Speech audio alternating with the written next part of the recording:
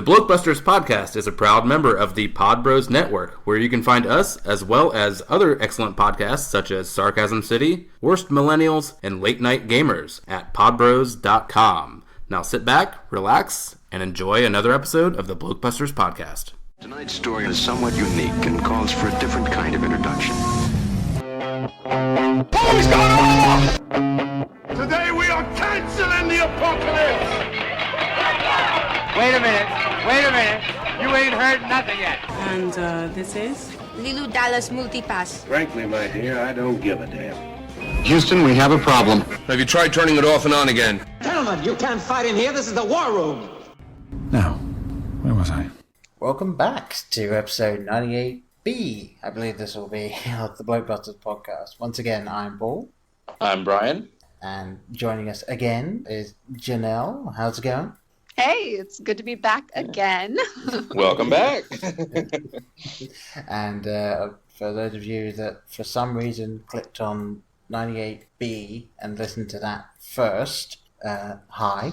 You really should go and listen to 98A, because that is when we talked about Stranger Things Season 1 and did a proper introduction for Janelle.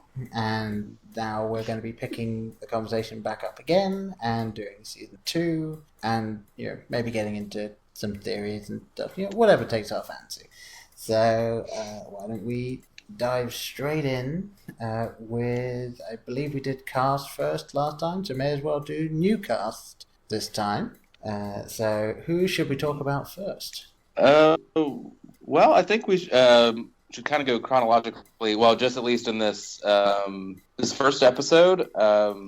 I think I was telling you before we started recording here, it is so heavy in character introduction. Yep. And usually when you do that, I think the episode suffers in quality, but I do think this is one of the strongest episodes of the season and still managed to balance all of these character introductions. And the first of those, I believe, would just be, I'm sorry, you'll have her name there, but 8.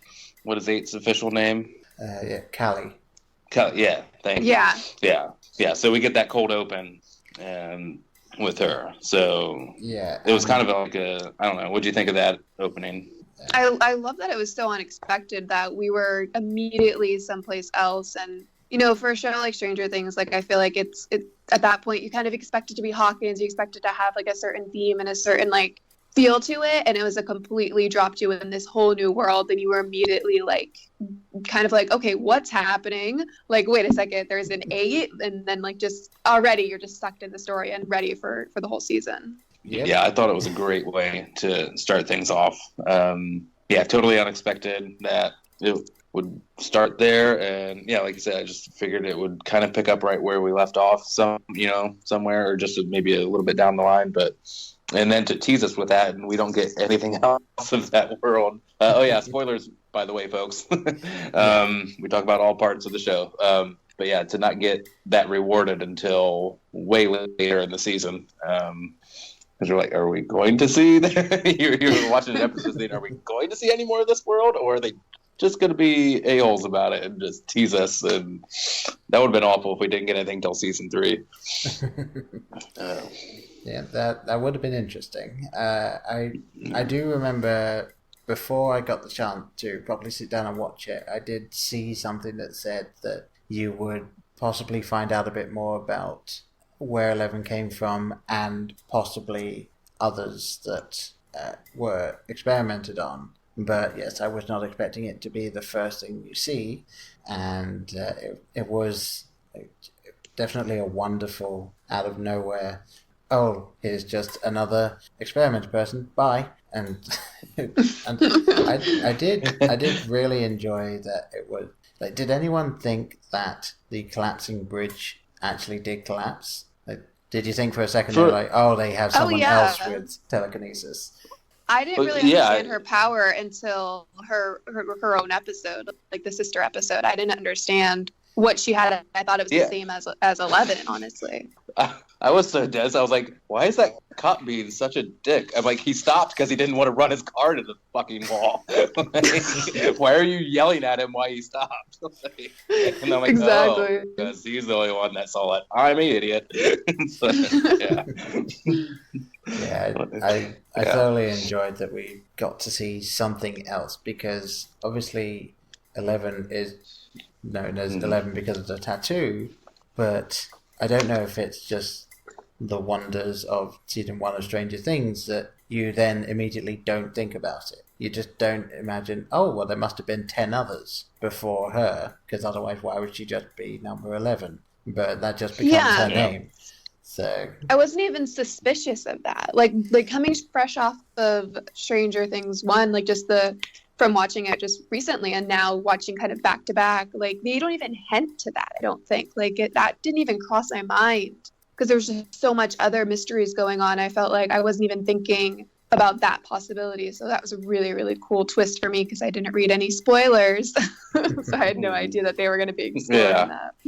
I think it's also a testament to the entertainment that's on screen that you're not distracted into those thoughts. Like you're content with what's happening in the moment, and that's that first season, and doesn't give a lot of time for analysis, or looking too deeply into things that maybe you shouldn't be looking too deeply in, Yeah.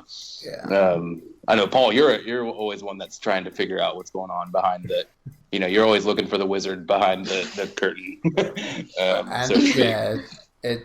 Sometimes I'm not even consciously trying to do it, but I'll just figure it out, and it does get annoying at times. But with Stranger Things season 1, I definitely was just kind of drawn along with it rather than actively thinking about it. So it was definitely nice to not even think about that until season 2 started to come out, and I started to hear bits and pieces about what might be in it. And I actively try to avoid pretty much any headlines, any articles that go into stuff that I'm really into. But you know how you're scrolling through Facebook and the article is just 10 reasons why the last episode of this spoils this, and it's like, why the fuck would you do that? It's just... Or just even like irresponsible cover art can even be huge. If you have half of 2 brain cells to rub together, you can put things together as to why someone's pictured this way or why someone else isn't in it, on a poster art, so any of that stuff can ruin things. So you just got to block it all out. I'm a huge fan of going on the forums though and looking at the mystery and analyzing things. So I feel like I'm kind of I'm a mix between both. I would never probably look for spoilers, but I'm definitely the person that after a series comes out and finishes, I look up the cast interviews and with the writers, and I try to figure out every little mystery that might be to come. But I still want it to be a mystery. I'm hugely anti-spoiler, and it's just been until this last year that my friend got me to come around on Game of Thrones spoilers, and I do not regret. I know neither of you are watchers, but I now am all pro spoiler, especially 1 season to go. But normally try to avoid all of that stuff. But in that instance, you got to make a special case. I did want to attempt some of our own psychic powers here, if we could, and and see if we can save the best character introduction to last, and we are not going to say it. We're just all going to know who I'm talking about. And absolutely, agree I already know that. Okay, so Janelle better. I feel like Janelle's on the same page. Paul, I have my doubts about. I'm kind of torn between 2. So we'll see. So leave your other one until the second last if we haven't gotten to him before then. But him or her, I guess I should say. But I guess there's only one really her in the option here. But I don't know, where do you want to go from here, Paul or Janelle? I know there's a couple of bit characters I wanted to talk about, or did you want to just talk about this opening episode as a whole? I love this opening. I love this first episode, and I feel like, I don't know if this is jumping too much ahead, but there's a lot of kind of callbacks from rewatching it to kind of what actually ends up happening, which I think is really, really fun. like the very first shot with the grave and the hand coming out of the ground and like the Halloween decoration. As soon as I saw that, I was like, oh my God, that's such a call out to like everything that's going to end up happening and how the vines in the ground play such like a huge role in it. I mean, I don't think it was a coincidence, but I just thought that was really, really cool.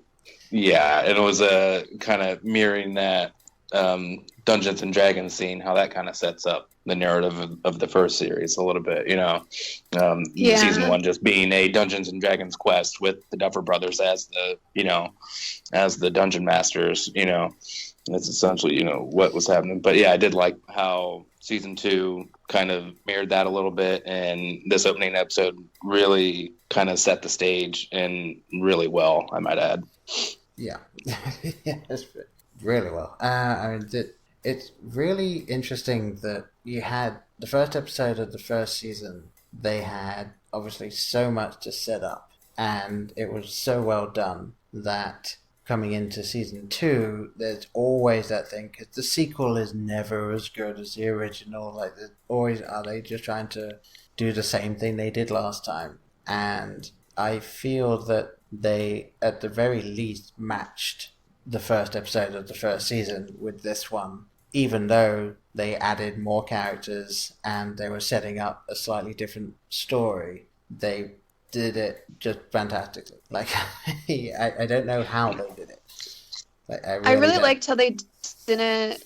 I really liked how they didn't they didn't waste a lot of time with these mysteries that you knew were already going to be solved. Like they solved a lot of your questions that you had toward the end of the season fairly quickly. And I really appreciated that in a show, because they could have dragged it out. And I feel like that's a testament to kind of like how TV is going now, and how like series in general are just a little bit shorter than like, say, Lost, where it's like 20 episodes and most of them are like filler. And it's like, you're like, okay, I get all the information I wanted in episode 1. Now I'm ready for the new story. Like, let's do this. Like you kind of feel like the pacing is just so much better. And I feel like that's something the show does so well. It really does. Yeah.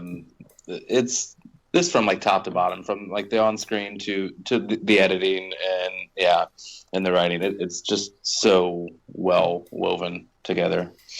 Yeah. And I really, really enjoyed, because obviously the pacing of the first series was so good and they didn't hurry to tell you stuff. I love that they waited until the very end of the first episode to show you that Eleven's back. And it was like, because I was expecting that, I don't know, halfway through the episode, they finally go, okay, here's 11. Like, yeah, she's back. Mm-hmm. But no, they waited until right at the end. And like, as Hopper's taking all this time to get to the cabin, it's like, okay, like, this better be 11, and not just he's lost his house and now he lives in the middle of nowhere. Yeah. I was worried we wouldn't see her till like the very end, that she'd be like this big mystery, because it was kind of left interpreted like if she was even alive. So that was my big concern. So I was so relieved when we saw her at the end. I was like, okay, good. Like, we can get 11 back like immediately. Yeah. It was always going to be something that was going to be hanging over season 2. So I'm glad that they did give you the payoff early enough, especially since, and obviously we'll get into it, it let you then see the relationship between 11 and Hopper. And that's something that we'll definitely need to talk about, because I promised that Absolutely. I would. Yes. So many feelings. So many feelings. So many feelings, yes. I can't wait to hear yours. Can I just toss, speaking of pacing, I know we probably need to pick up ours with 9 episodes here, but yeah. Can we just spend 30 seconds talking about Keith and how much I love Keith? Oh my God. Keith from the arcade. I literally wrote, Keith is the worst, such a creep with his cheese doodle fingers. No, let me clarify, Janelle. I hate to be creeped out by him. Like, I love to be creeped out by him. Is what I meant. Like, I love how just awkward and wonderfully just creepy he is. He owns that role. I will give him that. He owns that role. Yeah. And I'm like this. What is his Maddie Carter-Rubel. I don't know. Yeah, I'm sounding like Paul on that last name, but also in another great Netflix series. Paul, do you recognize or know that one? I should, but I'm blanking on it right now. The second you well, say it's only because I IMDb'd it that I know it. But he was one of the henchmen in a series of unfortunate. Yes, that's it. Damn it. Oh. Yeah. Yes, he was Yeah, the person of indeterminate gender in that. Yeah. And played the coroner or whatever when after spoilers for that show when what's his name, the snake guy bites it. I'm blanking on Monty, but I was looking for that actor's name, which I love, but oh well. But yeah, neither. And then he was in Jurassic World as well. Yes, he was. He was the gyrosphere amusement ride operator guy. Yeah. On that, but yeah. Wow, that's quite the variety. He's got some. He's got some. He's definitely was not typecast. He's got some big names on his resume there. So good for him. But enough about Paul, do you want to? Or go ahead, Janelle. Yeah, I mean, I just thought it was really. I mean, I was kind of very excited at the fact that they changed the sort of game that they all play to an arcade. And how you get to see the old arcade, and I just remember being a kid and going to arcades, and I don't know, it just really made me feel very nostalgic, and I really liked that choice. Yeah, because they needed to do a little something different than the Dungeons and Dragons. And let me take this moment to say, Dragon's Lair is complete bullshit. And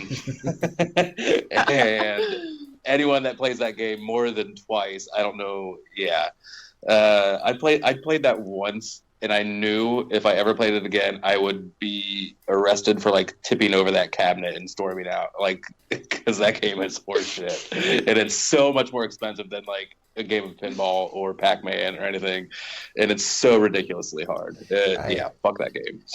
I assume it's like the Simpsons joke where Milhouse puts $3 worth of quarters into a game. He takes one step and it's game over. And so it's and it's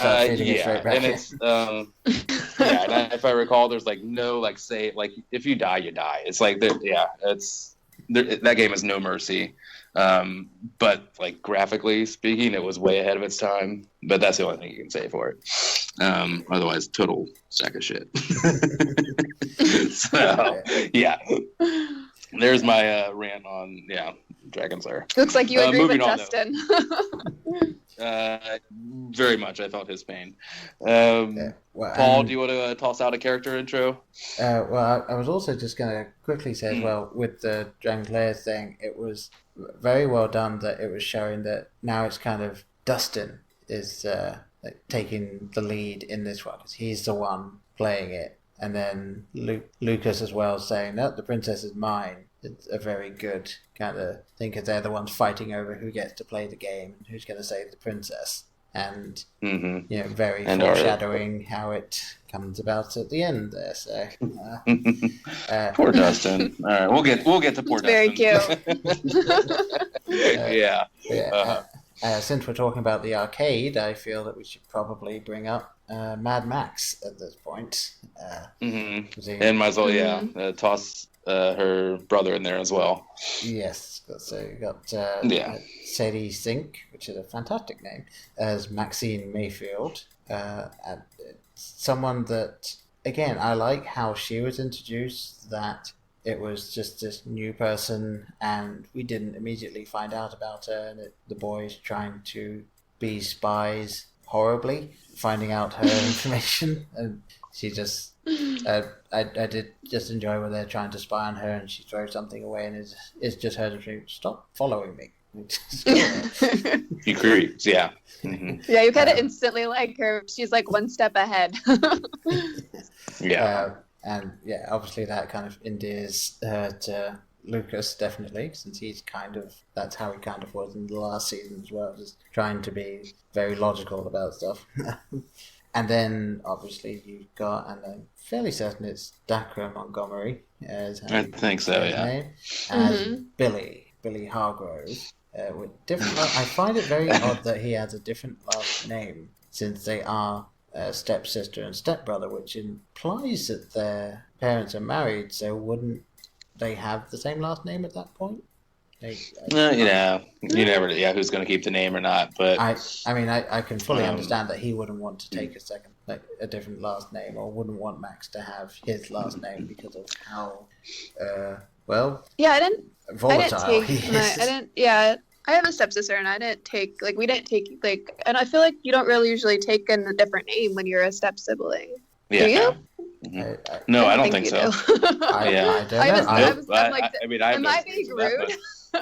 No, I don't think so. I didn't take my stepmom's name. I think whatever name you were given or born with, unless you decide to legally change it or whatever. I think that's the one you just keep. But I don't know. Right? Having grown up around people that didn't have stepbrothers and stepsisters, I am unfamiliar with that world. But we're talking too much about the inner workings of that, when we should be talking about the hair. Oh yeah. Yes. The hair, the look, everything. He's a very good villain. he's evil George Michael. I can't take credit for that. A friend of the pod came up with that one, but evil George Michael. Definitely with that kind of icicle earring or whatever the earring, or that just whatever single bar earring, and just like good looking, but just oh my god, that hair. And his entrance music and his everything. Yeah, and then like the three girls just fawning over him. I'm like, really? Even like, okay, yeah, he's good looking. But, oh my god, I guess 84 was it, or 80? Yeah, I guess that was the hair to have. Yeah. I'm just jealous. What am I saying? Yeah. It did kind of feel like when the three girls were looking at him, I know it doesn't fit given the lyric and stuff, but I was kind of waiting for, oh my god, Becky. Like when that started getting, it felt like that kind of thing. I mean, they were definitely all checking out his butt. Yeah, I mean,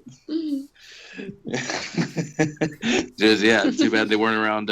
Skinny jeans weren't around for them then. So, yeah. Yeah, I definitely thought he was cute until I found out he was terrible. I guess that's what we're on him. What is the point of Billy? What effect does he have on the goings on, other than to just be a problematic asshole? I think I was reading an interview, and the Duffer Brothers basically said is they wanted a human antagonist, and so he's literally just there to just be an asshole and be a terrible person, and just be this other thing that they're dealing with. And we're comfortable saying mostly, probably, definitely racist. He has there's no other real explanation given how he acts for why she can't hang out with Lucas. I mean, obviously, racism equals bad, but I thought it was done very well. Like that, just having that, he probably didn't even think in any way that what he's doing is wrong. So it's just that ingrained. It's just like, no, you just don't hang out with those people. And it's just, and unfortunately, that is how a lot of racism can be. It's just that some people are just like, well, no, you don't hang out with them. Like, you hang out with these people over here that all look identical. But I'm glad it wasn't heavy-handed or it's just like, these horrible people exist in this world as well. So. But we do get a little bit of, I wouldn't say sympathy, but a little bit of understanding as to why he is so awful. Not that is a justification for his behavior, but we understand it a little more as to, alluding to his, POS father. And it's tough to come out normal. You do feel for him a little bit in that scene. Absolutely, which I didn't like that I felt for him in that scene, but just a little bit. It really, when that scene played out, I was like, oh, okay, that was kind of just my thing. I was like, right, so that's why he is the way he is. Okay, I still don't like him. So Yeah. Still no sympathy from you. No. I think we need to probably bust through quickly at some character intros and then just get into them in detail as we go along. Does that sound good, Paul? Yep, sounds good. Okay. Yeah. So, do you want to toss what just kind of intro, and we'll go right on to the next one here? Yeah, sure. Well, Who else? Who else pops up in this episode? And don't you dare say the best one. Well, you got Paul Reiser as Sam Owens, who is the replacement. For so Papa. happy Paul Reiser's back. Yep. Oh. Mm-hmm. Yeah, and it was so good at drama, and people forget like he's amazing at drama. Or I don't know if you want to call it, but in this role, not a largely comedic, role. So yeah, he was great. Who else? Yeah. Let me just quick look here. This is the point where I'm not sure which one. But you've got Pariah Ferguson as Lucas's younger sister, who I felt kind of existed. Oh, was she injured in the first episode? I didn't think she was in the first episode. I could have sworn. Maybe I'm getting scenes mixed up, but I'm fairly certain she was in it. Cause, Internet, let us know. Okay, how wrong we are. We're right, we are, but probably wrong. Yeah. One of us is. So hey, we were right. Okay. How do you like that math? Right, there you go. And then you've got. Yeah, this is the point where I'm not 100% sure. So okay, so how about the crackpot next? Yeah, that's who I was going to go with next. Then so you got Brett Gelman as Murray Bowden. Oh yeah. Mm-hmm. So a former journalist. Were you familiar with Brett Gelman, Paul? It's one of those things that I'm sure I've seen him in stuff, but I don't necessarily know the name.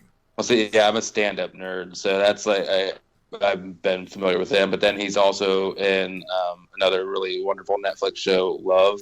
So I was as Jillian Jacobs' boss at the radio station. Kind of problematic role there, but yeah. Janelle, were you familiar with him at all? I mean, I knew he looked familiar. I couldn't figure out for the life of me what. So I definitely need to take a look at his IMDb and see where I exactly recognize him from. But he definitely has one of those faces that I was like, I know I've seen you in something, can't think of what. Yeah, it's such a fun role for him. Yeah. And then I think our wonderful guest should give the last intro here, major intro in this first episode. Who else joins the cast this season, Janelle? Oh, I don't know. Possibly the superhero himself, Bob. Bob. Yes. It's played by the always fantastic Sean Austin. There you are. Yeah. I was letting that. Yeah. It takes me there. Yes, but Bob Newby, superhero. Like we said, spoilers. What? Hashtag justice for Bob. Yes. Yes. Get that. Why is it always B names? I don't know. It is. Oh my gosh. Yeah. Yeah. What is going on here? But when you first met Bob, now what did you guys think of him? Because I didn't trust him.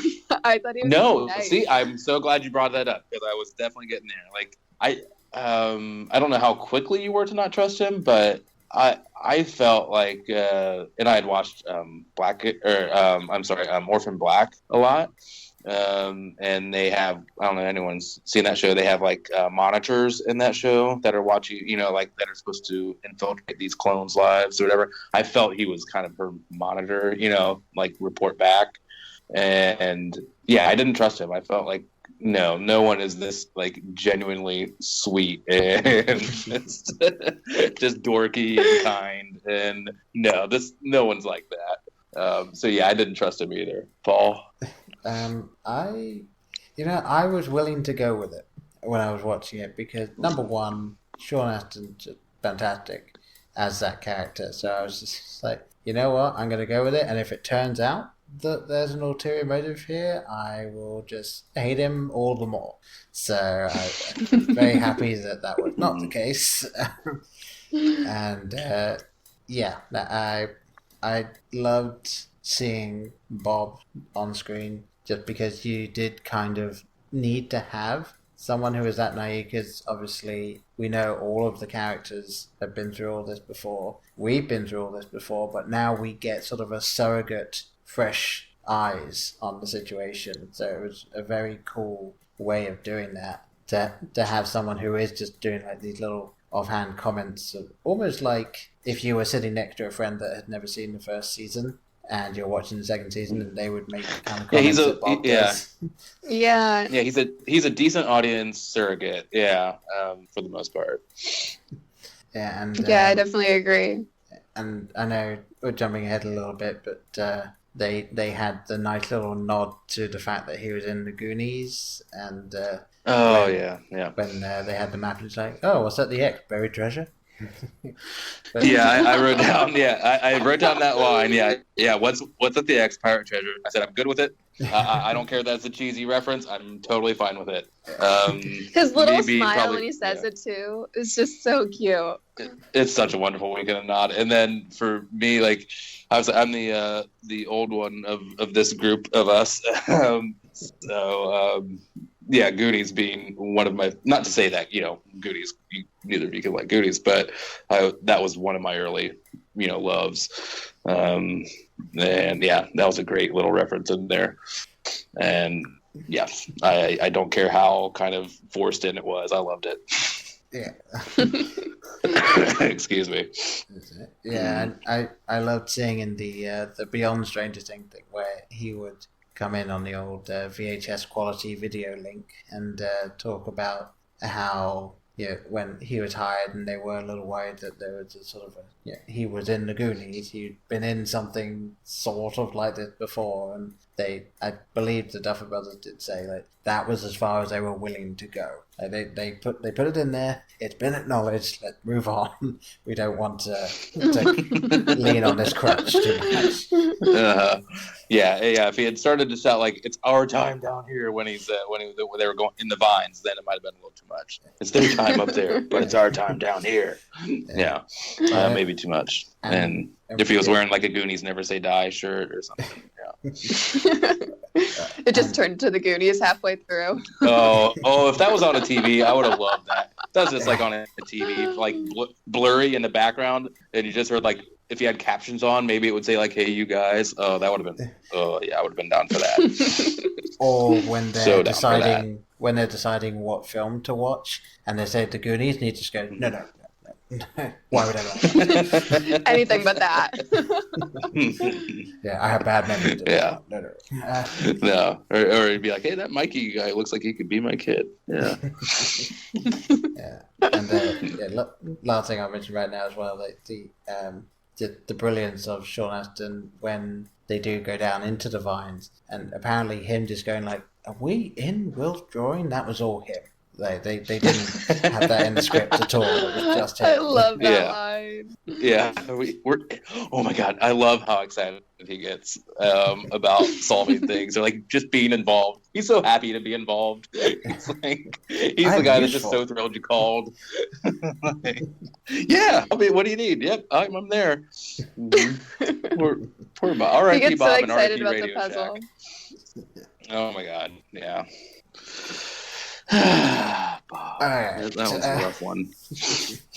We'll get there though, maybe if we ever get on with this 3-hour podcast. Yes. Justice for Bob. I know. Just keep running, Bob. Like, come on. All right. I know we're jumping. Okay. I'm not ready to emotionally go there yet. I know. I'm not. All right. So. All right. Well, where the hell to go from here? Well, why don't we emotionally go to the next episode where you really start to delve into Eleven and Hopper and just see how clearly Hopper's been keeping Eleven at this random cabin in the woods for almost a year and is like just trying to do his best to keep her safe, and she is gone a little stir crazy. Not especially as a developing tween. Yeah. And then, her trying to dress up as the ghost is just it just breaks my heart when she nods her little head under the sheet. No one will see me. Yeah, that's so heartbreaking. And then I love the definition of compromise, half happy. Yeah. Which, and he like gives her a little head tossle. Yeah. Oh my god, yeah. So cute. I know, but yeah, that's a great way to talk. Like one of the great things I think the second season does, and probably the best with Hopper and 11 are these pairings that you didn't see coming. Sorry to go Game of Thrones again, but it took them years to get to these kind of character pairings where you were just waiting to get these two characters in a dialogue together. Yeah. Things happened a lot faster here, but yeah, Hopper and 11 is just such a fun dynamic. They're just both so, I mean, he's so strong-headed, and of course she just is so powerful and is, I don't know, you know, what, supposed to be 12, 13 years old at this point? Or 12, yeah, I guess, around like 12 or something like that. But I loved their dynamic. Their scenes were great. Yeah, they're both such phenomenal actors. Like, they play off of each other so well. Like, especially the fighting scenes and stuff. Like, if you can tell that there's so much love there, but they're screaming at each other, and it's the hardest thing to watch.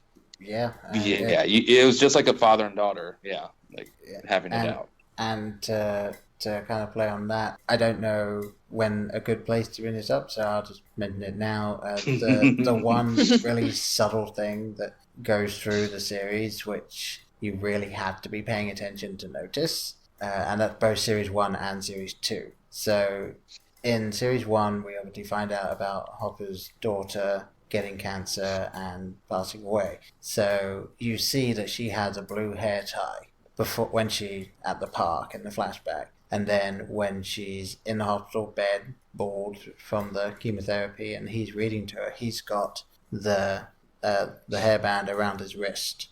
And the first few scenes where he's sitting down with 11 in the cabin, you can clearly see it on his wrist again. And then at the end of this series, and we'll talk about that a little bit more in detail, but at the end of this series, it's on 11's wrist. Aww. Yeah, I know. I'm gonna cry again, guys. There was a part, maybe we'll get there, but yeah, there was, the emotion, I think, was, the emotional weight in this season, I think, was amped from season 1. Like, they really play, absolutely. I mean, there's so much more comedy in season 2. The humor is just Brett Gelman alone, and Bob Newby superhero, and all of that, but just everything I thought was kind of improved, just the way, kind of the emotional depth, and like there's a lot of heavy stuff in this second season, and I thought it was handled so well. And I know Paul's a cold, heartless Brit, but sorry, Paul. But no. He I shouldn't say heartless. He just keeps it inside where a respectable person should. Exactly. In about 20 years' time, I'll just have that cancer removed, and then I can build it back up. Exactly. Get those feelings out of here. Yes. Yeah. Absolutely. But there's a couple times where I was like, oh yeah, getting a little emotional. Oh, definitely. But it's also scarier this season, too. I feel like everything was very amped up. Like, the stakes are higher because you care about these people so much more, but also, like, the stakes are just generally higher. Yeah.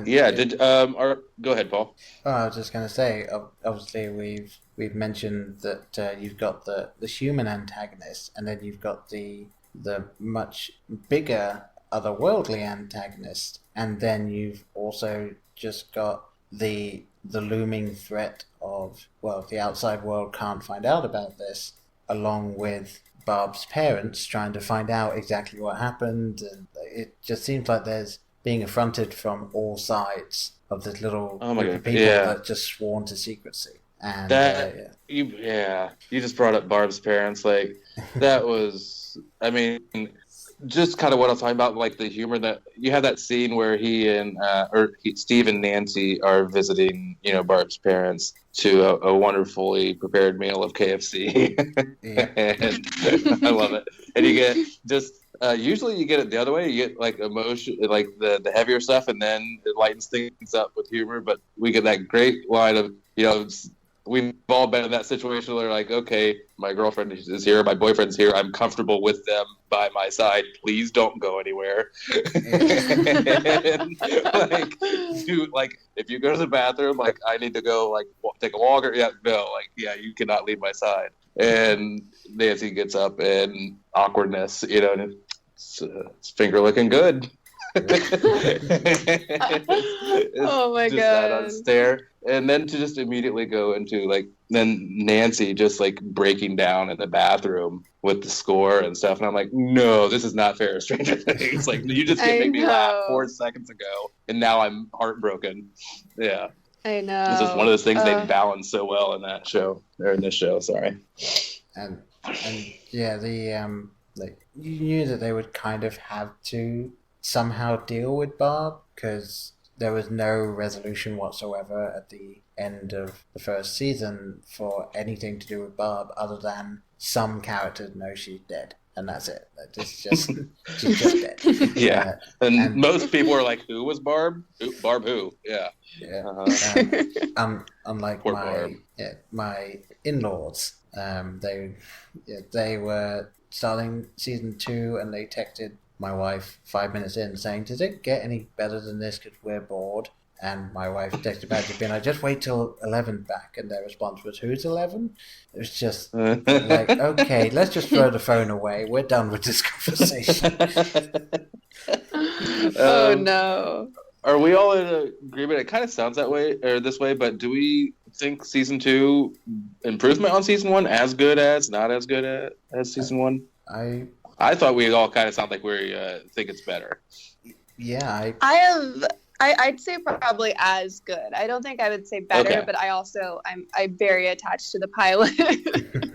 So maybe if I watch this one as many times as I've seen the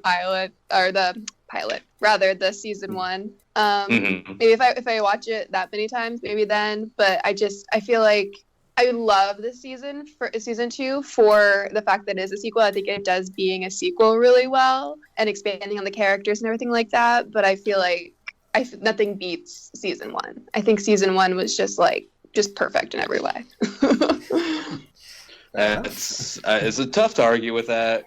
I mean, watching it today, I was really thinking I loved this watch more than the first time I watched season 2.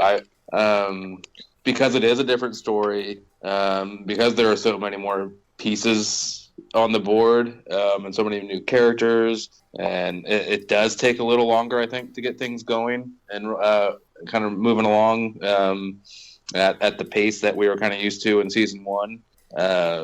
But yeah, I would say it is as good, and I think a few things are better. A couple of things I was kind of, I had some nitpicks here and there, but I don't know if we'll get to those or not. But yeah, all in all, I didn't understand some of the people that absolutely hated this season. I did not get that at all. The only reason I just didn't get the point of Billy. I liked that he was he was a great person to hate, but I didn't know what he was doing there. Like, okay, human antagonist. He had no bearing on the plot other than Steve had to get his ass kicked again this season. Steve's always getting his ass kicked. Poor Steve, trying his best. Poor Steve. Always taking one for the team. So thanks for that, Steve. Babysitter Steve. Oh, I know. Oh my God, have you seen all the fan art with Babysitter Club? It's amazing. Look up the Babysitter Club with him. Oh, it's fantastic stuff. Oh, and then of course you got the one where it's just. Again, it's the 4 different pictures, and it's Joyce, and then Mike's mum, and then Dustin's mum, and then Steve, and it's just the mum club in Hawkins, it's. Yeah. Oh yeah. Honorary mom. Yeah. Or I think my favorite thing that I saw just around the whole thing is reaction to season 1. Steve doesn't deserve Nancy. Reaction to season 2. Nancy doesn't deserve Steve. Well, actually, I do have some thoughts on Nancy and Steve and Jonathan and all of that. And I feel like now would probably be a good time to bring it up a little bit. Yes, please. I think Nancy needs to just get a friend. Like, I don't understand why she doesn't have a friend anymore. Like, now that Barb is gone, like, she doesn't hang out with her friends. She only is with Steve or Jonathan. Like, girl needs a friend. She needs some time away from the boys. She needs to just chill out a little bit. That's what I want to see for her for season 3. Like, no, I don't know. I wasn't a fan of the whole Jonathan and Nancy subplot this time. I was like, it felt a little forced. Just was not. That was probably the main thing of season 2 that I didn't like. Was just like, she was just, I don't know. I'm not a fan when women are kind of just love interests mainly. And I mean, she was doing things and she did have her motivation in Barb, but I was just like, give her something else to do. Yeah, don't just identify her through a love triangle that we've seen on screen, a million times. So yeah, I definitely get that. Yeah. And then just classic. Go ahead, Paul. Yeah, I have a couple things to add, but yeah, go ahead. I think that the untold story there is that Nancy only had one friend, and it was Barb. She was only hanging out with the other people because she was going out with Steve. And obviously Steve then distanced himself from them because they were just incredibly mean and horrible people. And I think after that, Nancy just doesn't have any other friends. So I feel like that probably girl needs to get out there and put herself out there. Really I know there's way. But yeah, she can get out there and because this, I want to get some thoughts on this too. But I wrote a couple things on Jonathan because first episode I was unapologetically team Jonathan.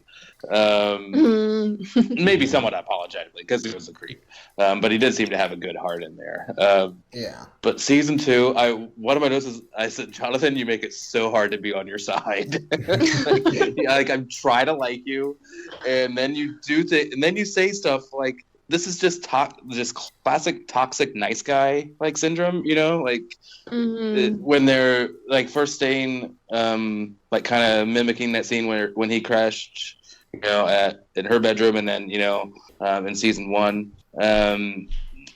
she kind of brings up why didn't we happen, what, and she said I waited, and his bullshit toxic privileged ass that said for a month for only a month I hate that yes, the beautiful woman is just supposed to come to you you're supposed you don't need to be interesting or worth her no, she's just supposed to fall into your lap, and fuck you, Jonathan, and they don't have anything in common besides the fact that they save the world sometimes, that's it. They go through traumatic stuff together.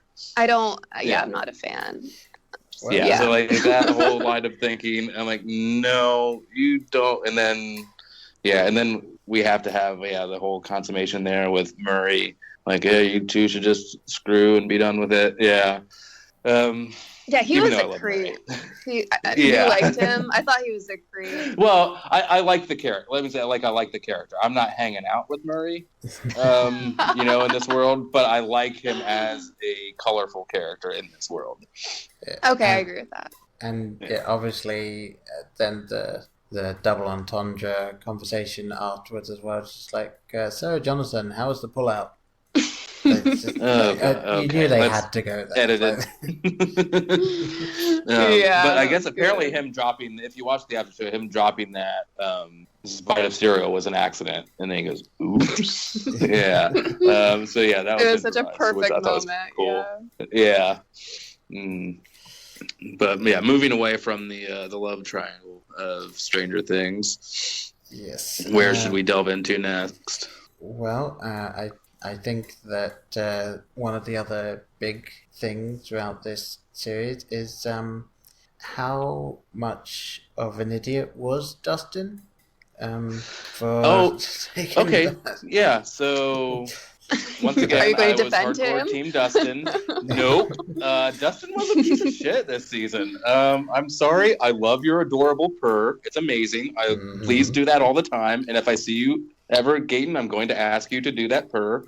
That is, hopefully it's in public and not weird for a grown man to be asking you to do that. But that's going to haunt him for years and years. I know. Yeah. But that poor kid. Oh, it's great. Yeah. Yeah, it's great. Other than that, And then I'll give him one other kind of credit. When they show up to school, all dressed, as Ghostbusters, and they have the discussion as to, why there can't be two Venkmans, and it's like, okay, another racism matzo ball, or, racial stereotypes hanging and they're like, no, the black guy, has to be Winston. There is that, I don't know, it's tough if you're like looking at your phone or you look away, there's a little head shake that Dustin gives, like, nope, don't pursue this line of thought. Like, he just does this, oh, really? Shake it off. Yeah, it's great. Yeah. Like, because, Mike's just tearing into him, like, why? No, like, no, you have to, yeah. And, like, this book just says, no, drop it, nope. So, Dustin's a little woke, just a little bit. But yeah, the way he handled that whole Dart situation and then lying to his mom about Muse, not he's really very great. Manipulative, and I didn't realize because they say it so quick, but I don't know if you're probably more familiar with Dungeons and Dragons than I am, but like the fact that they say he's a bard, I never really got that until this season. I was like, oh my God, he is a bard. Like, he totally is like the sweet talker. Like, he can talk out of anything. Like, him being like with the Curiosity Voyage, I need my paddles, like all of that. Like, it's just so, he's a manipulative little kid. Especially to his mom. Oh my God, his poor mom. His poor mom. He tells her that, like, he makes up this false report that they saw the cat. Like, his mom's going to be thinking, like, this cat's alive somewhere. Still holding out hope for Muse to return, which, worst name for a cat ever. I hate that name. I don't know. Like, Aww. Zero. I don't know. I think 5 seconds of thought went into that name, but it should only be if it's to Jason Muse, and even then, no. I was going to say that probably an homage to Jason. But yeah, that he just like straight up lies to her, lies to his friends about Dart. Yeah, not good. Yeah, and kicks Yertle out of his cage. Yeah, poor Yertle. Whatever happened to you? Oh my gosh, she probably got eaten. Justice for Yertle. Oh yeah, let's get that going. And yeah, I do get that. Obviously, the whole reason that Dustin ends up finding Dart and caring for Dart and sort of trying to be on his side is because right at the end, that seemed to be what lets him get away. Is that he does still have that connection with the unstoppable killing machine. But I still think I would have told my friends that I had this thing rather than just catching it for the second time and being like, no, I'm just going to keep it entirely as a secret. Nothing will go wrong. And and a little ownership to Will too, because we immediately get that flashback of the end of season 1 where he coughs up that slug, and then according to those rules, Will knows now what Dart is, and he waits a good while before he spills the beans. So a little on him too. Yeah. Well, I don't think he only heard it, right? Only heard it? What do you mean? Will heard it, but I don't think he saw it, and he's like, I wanted to be sure. Wasn't that what happened?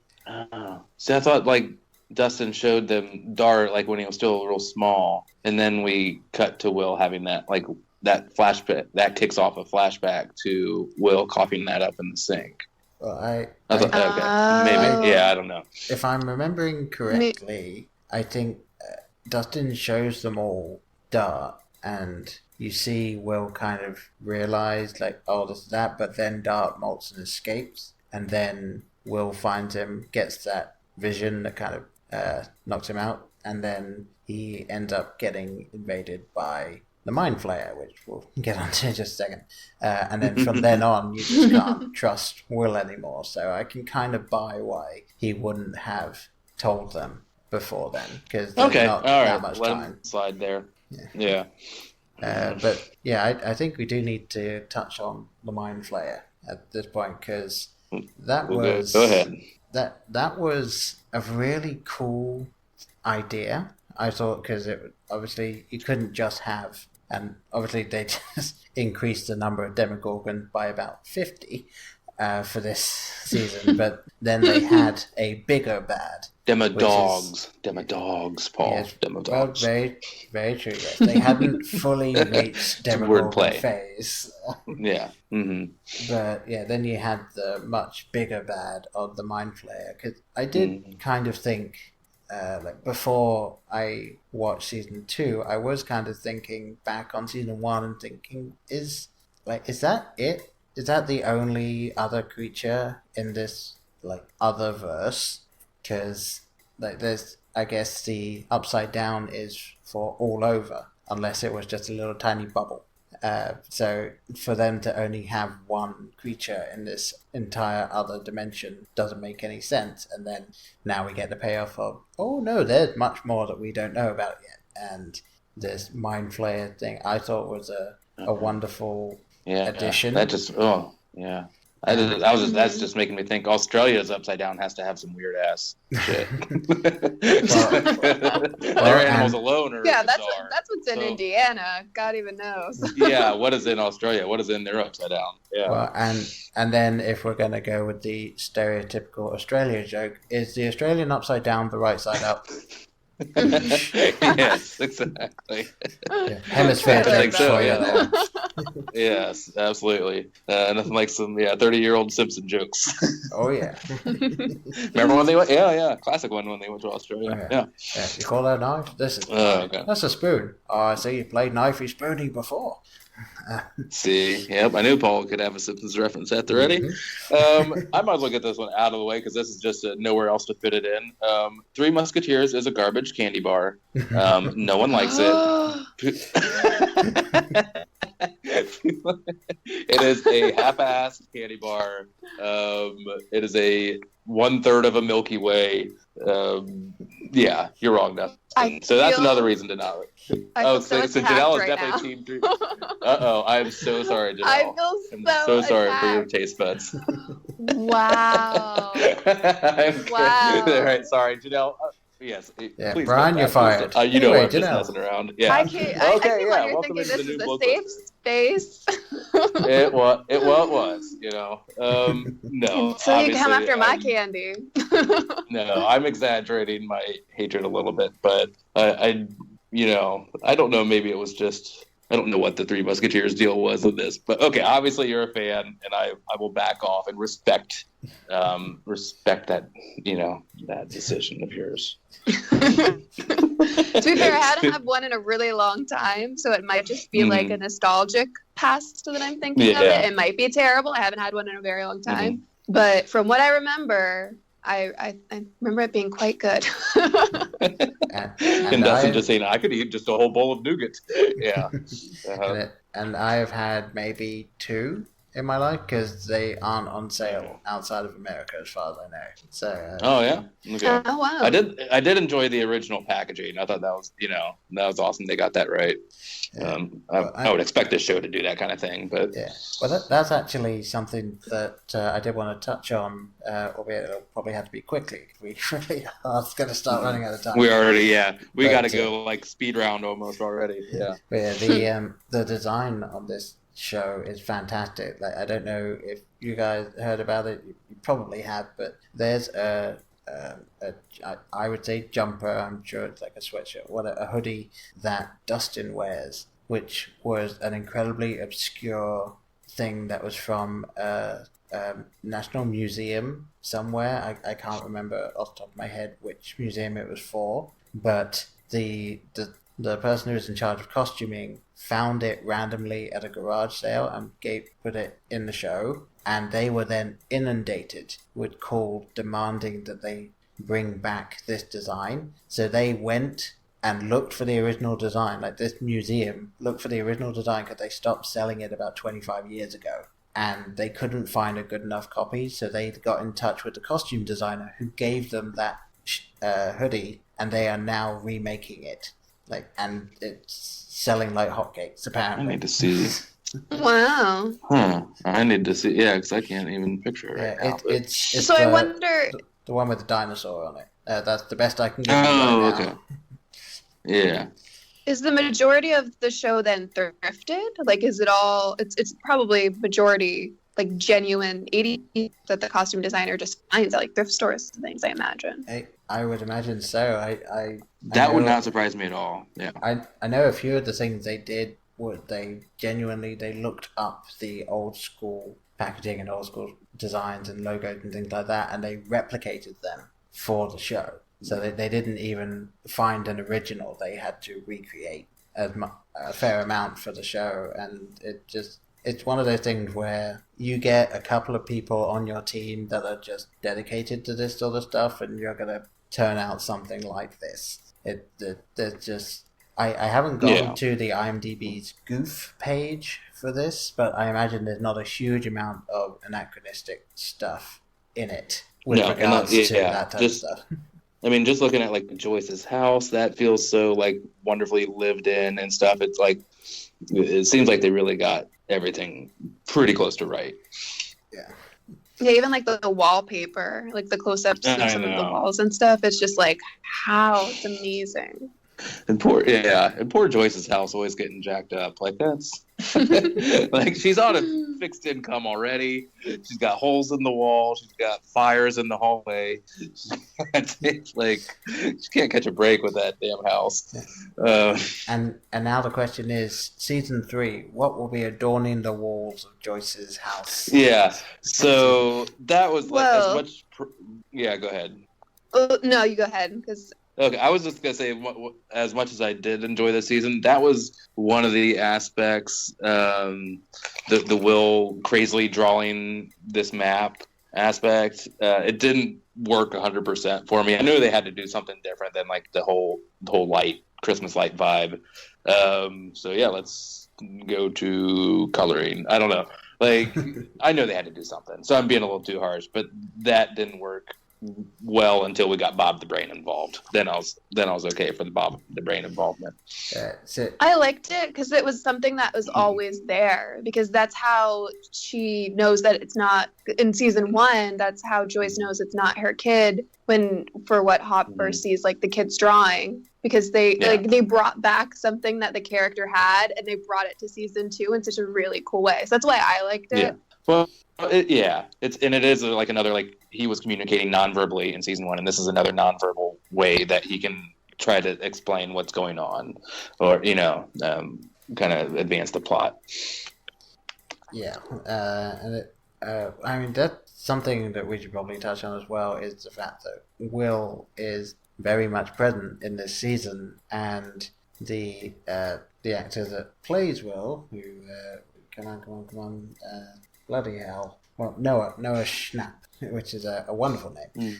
Which is why I'm so annoyed to remember it. He is very good.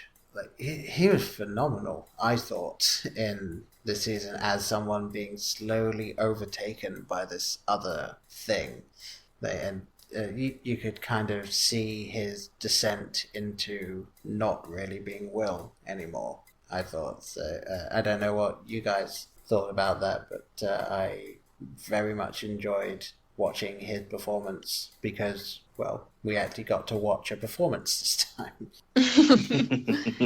Yeah, true. Yeah, his line, like as soon as he says he likes it cold, the first time I heard that, I literally got chills in my whole body. I was like, the way that he plays sort of being possessed, his whole face is just so cold, and so like his eyes even, like, it's terrifying. Like you could not have found a better actor to do that. It was insane.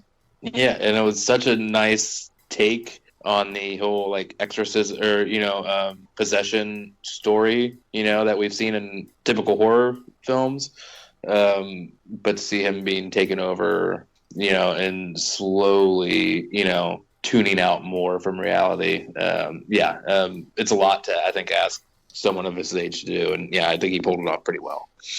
And I think my favorite, the scene right at the end when they're trying to burn the thing out of him is probably the best version of that, but my favorite scene involving that whole thing is when they're at the hospital and Joyce just stares him down and just says, "Who am I?" And you realize that he's not there anymore. Like that's not Will. Mm-hmm. Yeah, there is no will, only mind flayer. Yeah. And then Joyce is like, hold him down. And she's like, I'm in control now, you know? Yeah. She's like mom of the year. Oh my God. She's been through so much. Like now, like, I know. kid's gone missing and now our kid's possessed. She deals with so much. You were finally in this like relationship that seemed to be healthy for you and a guy that was good to you. Yeah, I'm never gonna get over that one. I know. Paul, this is a random segue here, as in it's a lack of, but a lot of heavy Ghostbuster references in this series or in this time around. Did you catch a few of those? Yeah, I mean, obviously not so much just the one. Obviously, they dressed up as, but did you catch? One of my favorites was Hopper investigating like the pumpkins the first time, and he takes his hand on a tree that's really covered in some clear gooey stuff and flicks his hand exactly like Bill Murray Venkman does. When it was just great, just trying to flick it off of his hand. I love that touch. Yeah, and there's so many great, not even just Ghostbusters, there's so many great subtle homages to so many classic films and franchises and stuff like that. We got like a Jaws poster, some of the set decoration. But then when Dart escapes and Will finds him in the bathroom, he has like it felt very much like when Venkman found Slimer. It was very much, he's looking at me, Ray. You know, like, because he just has this look on his face like, I got it. Yeah, I found it. But yeah, you can obviously tell how much the Duffer Brothers love that content, and you can't help but be influenced by it. Yeah, I was somewhat surprised. I mean, they'd had to rewrite it in such a way that it would make sense, but I was very surprised that there wasn't an equivalent of when somebody asks you if you're a god, you say yes. I figured they would somehow work that in. Yes. Oh, boy. Oh, I think, what do you want to talk about next? I got so many random things that are not cohesive.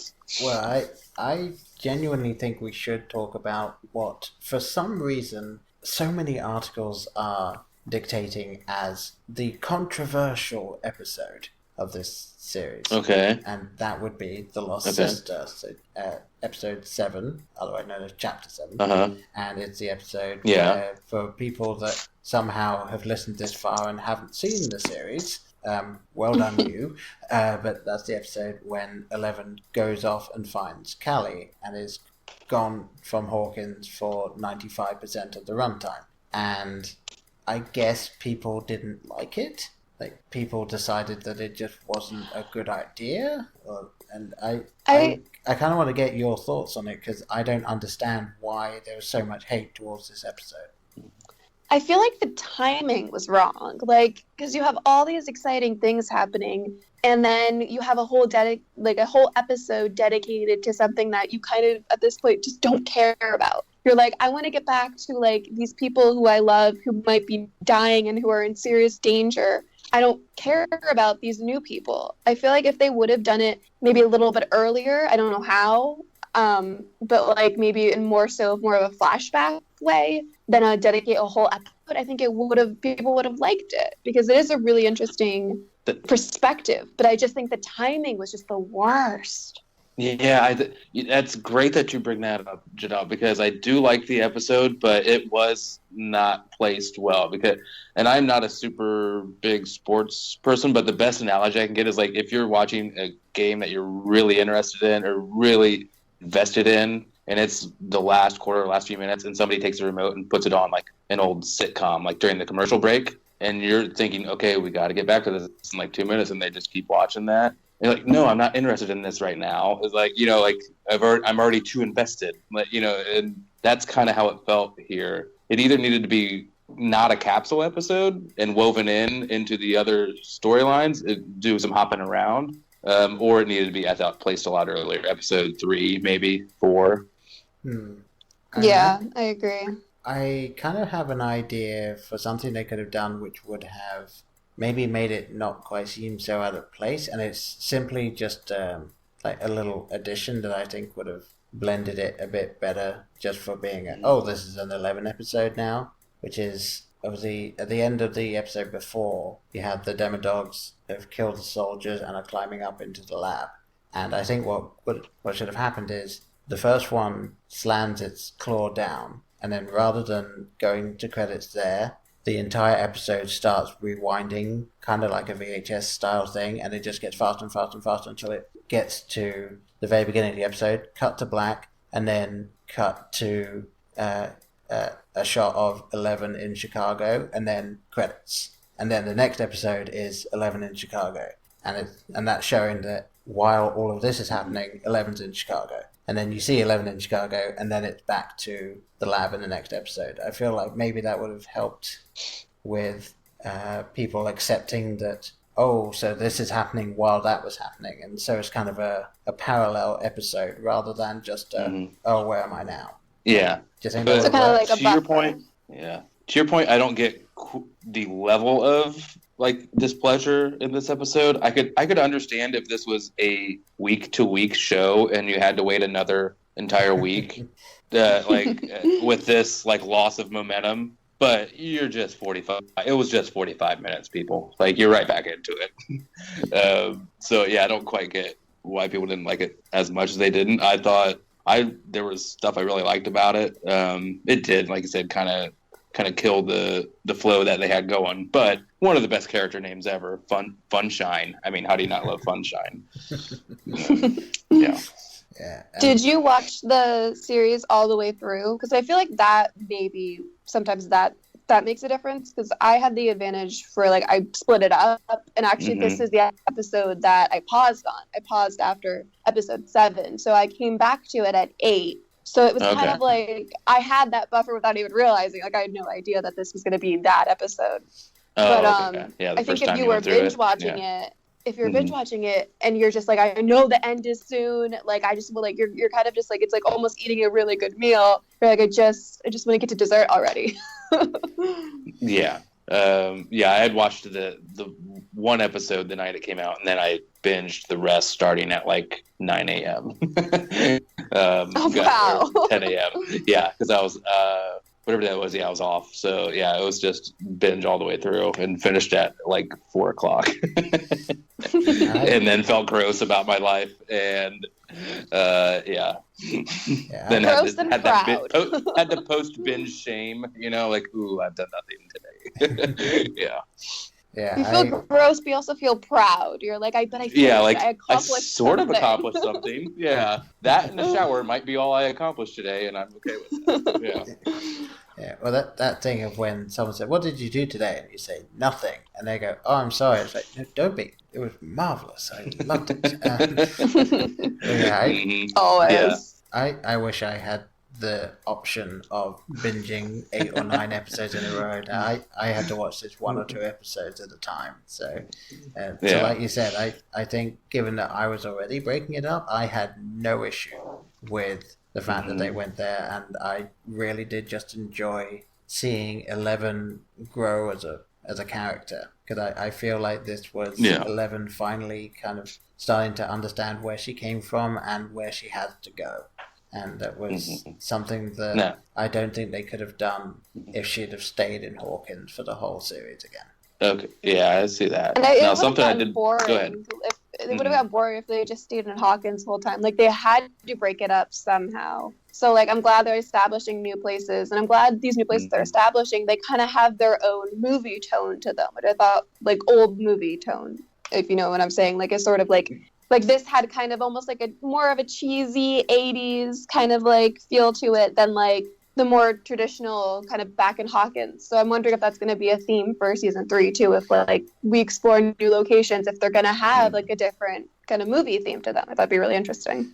That would be, yeah. And that kind of leads into what I wanted to ask both of you is that, did you see enough in this episode? I'm sure we will see more of this world or these characters. Are you interested in that? Is it something that you're just going to kind of tolerate? Where are you? For me, I'll answer I do want to see more of these, but I guess it depends how it's handled. I don't want to see them on their own. I want to see them integrated into the plot. Yeah, I agree. I don't like the one-offness of this. Like I wouldn't want to. I don't think I'd watch like a spinoff of these people. Like I don't think I grew that attached to them. Just in this short time, but I can definitely see them being integrated into season 3 in a really cool way, because her powers are very interesting. Like there's a lot of things you can do with that. Yes, absolutely. Narratively speaking, absolutely. Yeah, I feel like it would be a good way of getting the Mind Flayer back is if the Mind Flayer went after Callie and somehow got through to her. So, like, then 11 feels that she had to save Callie, and then that would bring them together again without just being Callie being like, "Oh, I just wanted to come find you," or something, and like there would actually be a narrative reason for them to get back together. But or they had to defeat the Mind Flayer together, with their powers. Yeah, combined. that could be interesting. Mm-hmm. Do you think there's going to be more sort of experiments, that there's going to be a kind of X-Men thing happening?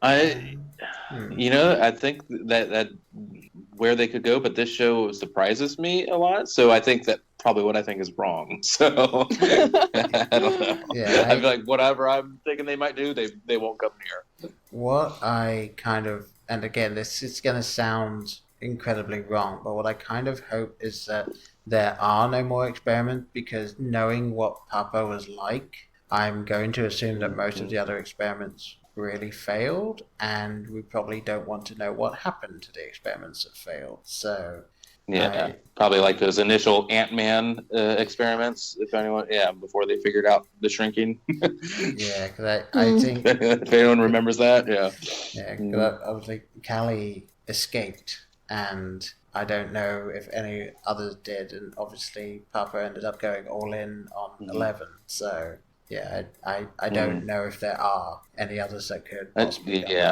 I'm fairly confident we're going to get a lot more of Matthew Modine in season 3. I think he's going to get back into the picture in a big way, and they may have even said that. So I don't know if I'm even making that up. I might have heard that, but I feel like he's involved again. I don't know. I just feel like I don't know if there's truth to that or not, but I feel like he's coming back in a big way. I hope so. But we'll see. They may have been alluding to that, and this might have been why this existed, is to kind of remind you and allude to it and what might be things to come. Mm-hmm.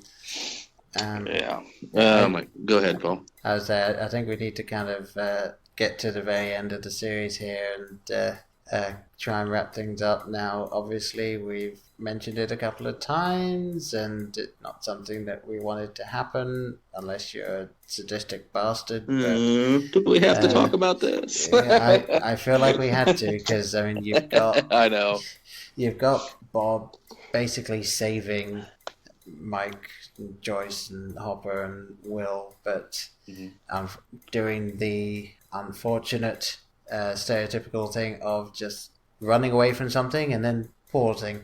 Why would you ever pause? Why would you not keep running until you were behind several feet? Yes, keep running through that trope. You don't have to stop in that trope. You can keep. You got trapped in the trope, and then can't get out. I really thought he was going to make it. I really did. I did too. It was Groundhog Day. You know, if you're like when Bill Murray flies over the cliff in the truck, and. Chris Elliott looks over and he goes, he could still be okay. And I had that moment like where, they started attacking him, like, he could still be okay. And then the truck explodes. I'm like, no, probably not now. Like they're eating his face. Probably just, not now. It's just a little nibble. He's still good. It's just a flesh wound. He gets back up. Oh God. At least it wasn't a zombie situation. I couldn't deal with Walker Bob. That'd be too heartbreaking. And so at least he was done. Even though it was like the worst death imaginable, at least it was over. And then poor Joyce. Yeah.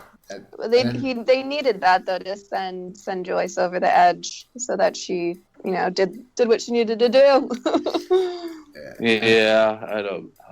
And in the Beyond Stranger thing, which I do recommend anyone that really did enjoy the series go and watch, because it's a fantastic interviews with. Yeah, and they're super short episodes. Some are like 14 minutes or 12 minutes. Like, yeah, you can burn through them quickly. Yeah, Sean Astin said that like what he wanted and what any actor could want is a good death, and he feels like they wrote him the best death in this, and like obviously going out no gun blazing. And then also they mentioned that there's one thing that they did and they filmed that they realized they could not do, which is they poured some fake blood into Sean Astin's face and he spat it out as they were attacking him, and they looked at it and they just said, no, we can't have this in the show. It was just too much. We can't have Samwise go out like that. No. Yeah. Yeah, he deserves better. Yeah, and I feel so bad for ever thinking he could have been evil. Like, of course, Sean. Like, no. Like, it's Sean Astin. He has to play someone lovable. Yeah. And yeah, so it was definitely a death that like makes everyone hate the writers, but because of that, it was a fantastic plot point. Like, it was something that resonates with pretty much everyone watching, and you can't really hope for more than that, I think. Oh yeah, it gives it consequences and weight to it. There needs to be, a sacrificial lamb kind of somewhere, and yeah, I mean, it had to be Bob, I guess. Yep. Dang it. Yeah. What's that Radio Shack gonna do without him? I know, like that. Wouldn't that and for Radio Shack, I think that maybe Joyce can be running it in the next season. Oh my God! I want to see a Funny or Die. And Joyce trying to figure out how to help. You remember Radio Shack's? You've got questions, we've got answers. Like, you've got questions, I've got questions. How do I answer this telephone? Yeah, how do I? Yeah. When she calls him up to figure out the camcorder, or when she's trying, oh my God, Joyce, when she's trying to put that tiny tape into the VCR. Like, oh, come on. Joyce, trying. You wonderful person. She's trying. She's been through a lot, okay? Cut her some slack here. Jonathan can help her. He has a video camera. Exactly. What the hell? And then shows mom how to do a few things instead of just being off and weird all the time. And then on the other side of that, I've been Bob so many times, whereas like you're trying to explain to the best of your ability to say, well, look, it's this, and the person on the other end is just, what? It's like, oh, come on, just come with me on this, please. You're doing the 103 course, and they need the introductory course. Yeah. Yeah, like, what is a cable? Like, you're saying, pick up a coaxial cable. What's a cable? Yeah. Yeah, I really loved that Hopper and Bob moment of like kind of brains versus brawn, where he's like ready to just go out there, and he's like, "Oh, hey, you want me to teach you French too?" Like, completely just puts him in his place, and is like, "No, Bob has to handle this. Like, Hopper can't go out there guns blazing this time." Yeah. Nope, you need Bob. Sorry, I'm just low. We need to move on from that one. I wrote down that. Yeah, I wrote down. I don't even ironically enjoy Bob. Like, I genuinely love the man. So yeah. That one stings more than Barb ever will. Sorry, Barb. Well, I guess the question I have then is, how does everyone feel about the way that they ended it with like 11 closing the gate? Like, what did you think of that whole scene? Go ahead, Janelle. Yeah. I have to say.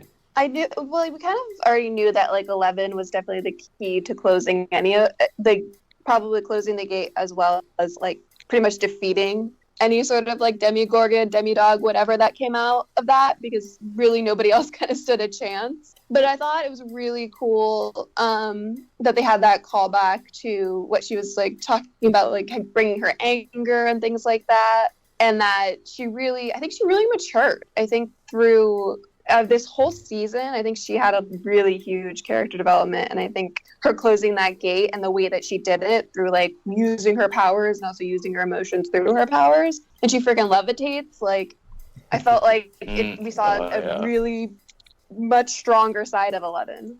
Yeah. 100% agree. She went full Dark Phoenix, and it was pretty great. And yeah, I enjoyed it a lot more than I thought it would. I thought it was okay, typical third act here, just kind of wrap things up. But I was into it a lot more than I thought it was. Yeah, with her levitating, Hopper defending, it was kind of very video game-esque. But yeah, I thought it was a nice way to kind of close off things. Pardon that. Yeah, that was not intentional there, but I felt good for me. I was happy with that.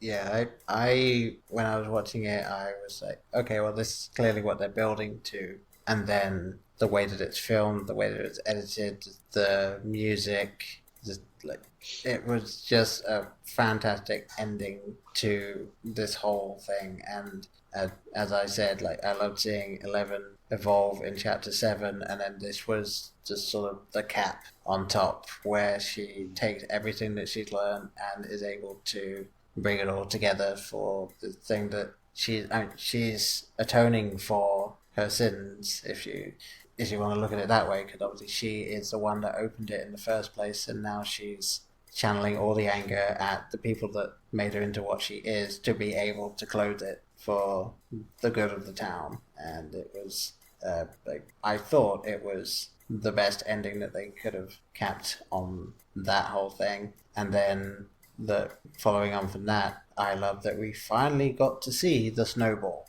The snowball finally happened. Yeah. Obviously, Mike asked 11 to the snowball in season 1, and then that doesn't happen, and now we get to actually see them go to the snowball. So, yeah, I will admit that I did not fully get the fun aspect of that name until second watch of it. So yeah.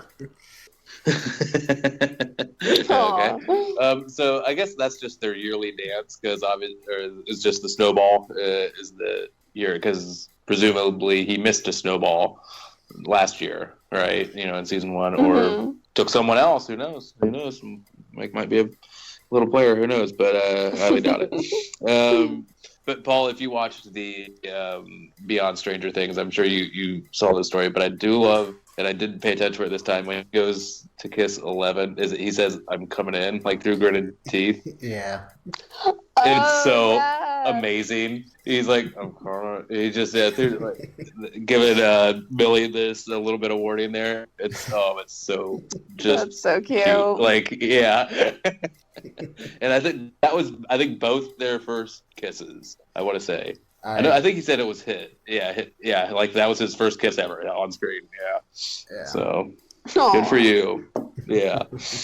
Mm-hmm. No, the ending was so precious. Yeah, and Nancy, wait it, all right, you're pretty great. Going over to Dustin, and yeah. Oh my god! I really liked that moment when Dustin was getting rejected, my heart was just like, "Oh my god, why are kids so mean? Someone just dance with him." I know, but yeah, it's they'll be singing your praises in a few years. But yeah, that sucks though. I was like, oh, someone better freaking dance with him. Because he went in so happy.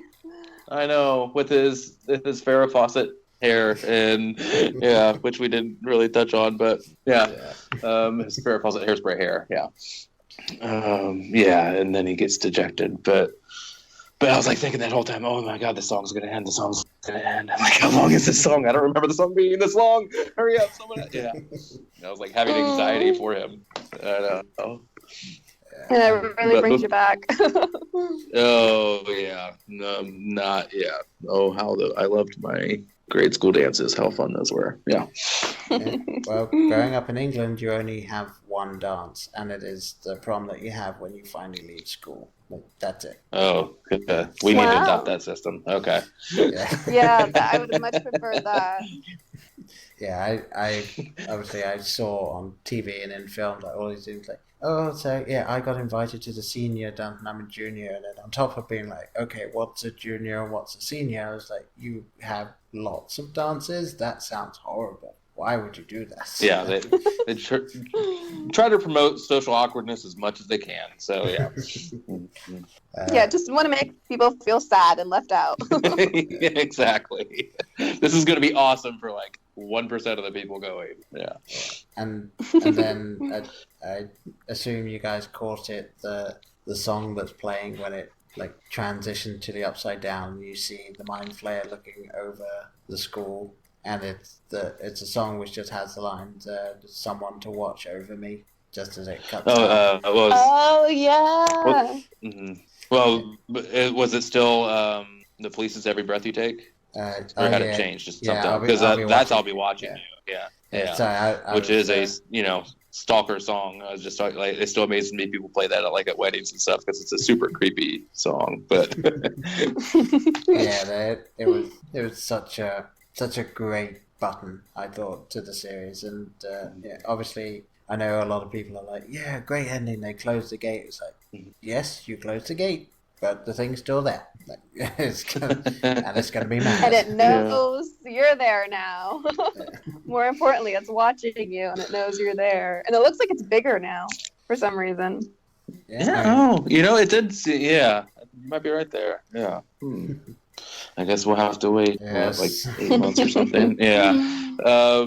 Did we have time for a quick lightning round of points, or Janelle, were there things that I know people listening out there are favorite parts of this series that we did not touch on, but sorry, there's just too many to get to. I just wanted to give a quick shout out to Erica. She steals the scene in every scene she's in. Yes, love you, Erica. Yes. Okay. Call them all nerds. Yeah. The Demigorgon in the fridge. Yeah. I just want to mention that, and that Joyce is not going to be happy about the Demigorgon in the fridge. The Demidog in the fridge.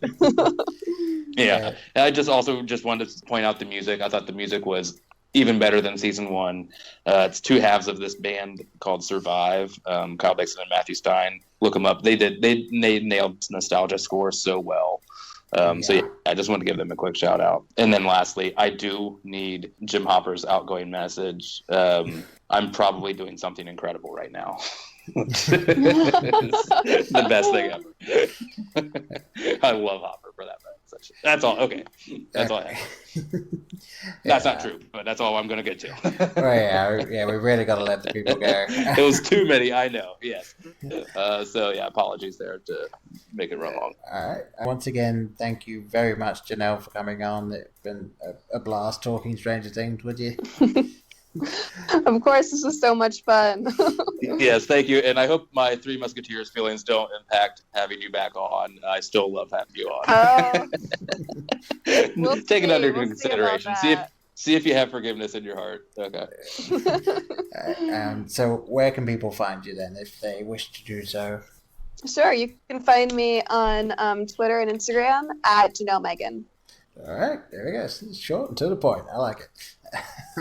And obviously ourselves, you can find us on Twitter at Blockbusters, Facebook.com/Blockbusters. You can email us blockbusterpodcast@gmail.com, or on Instagram at Blockbusters, and we have a website, blockbusters.webs.com, or you can go to popos.com and look for Blockbusters there because, well, it looks nice, and we're on the network, so go check it out there and find some other great shows.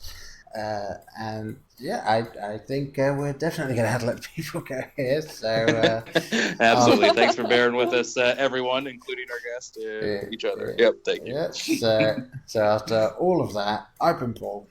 I've been Brian. I've been Janelle. Bye, folks. Bye. Justice for Bob. Yes. In case I don't see you, good afternoon, good evening, and good night. Hang on a minute, lads.